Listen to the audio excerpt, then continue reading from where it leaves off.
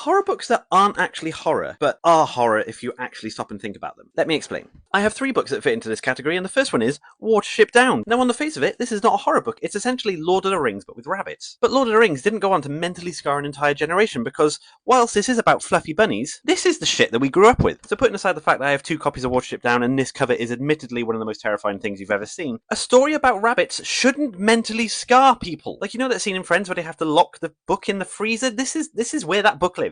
This lives in my freezer. The fact that I've defrosted it for this video is a special occasion. You should feel happy the fact that I took the time to defrost this book, because Jesus Christ, I have never been more terrified, more upset, more heartbroken about anything than a story about fictional fucking rabbits. Rabbits! This is horrific. I've got most of Stephen King up there. I've got Jeff Vandermeer. I've got Clive Barker. It doesn't matter. Richard Adams is the true horror writer. If you've read Watership Down, or if you've seen if you've seen the film, then you know, right? You know what I mean. You know. This is not the point of the video. I have a whole stack of books here that I was going to say, they're not horror books, but then I've just been swept up by Watership Down, because this like look at this. Oh, cute little fluffy bunny. No, just demon rabbit from the depths of hell. I went on a bit of a tangent there.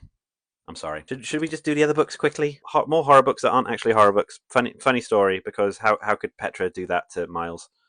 I mean, yeah. How could Petra do that to Miles? And finally, have you read the writing in this? This is some of the single worst prose I have ever experienced in my life, and I was cringing. The only times I cringe are during scary books, and yet I was cringing and hiding from this. And I've fucking got receipts. Like admittedly, I only got about 100 pages in before giving up for the sake of my own sanity. But if anyone out there who actually thinks this is good literature, read This is the weirdest video. This is not how I expect. You can tell that I've been away for a while, because I did not expect to be like, just.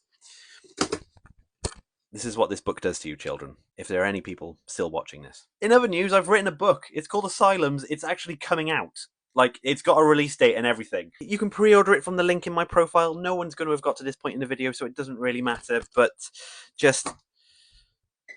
this is what Watership Down does to people. Makes them lose the fucking plot. Fuck, it's a good book, though.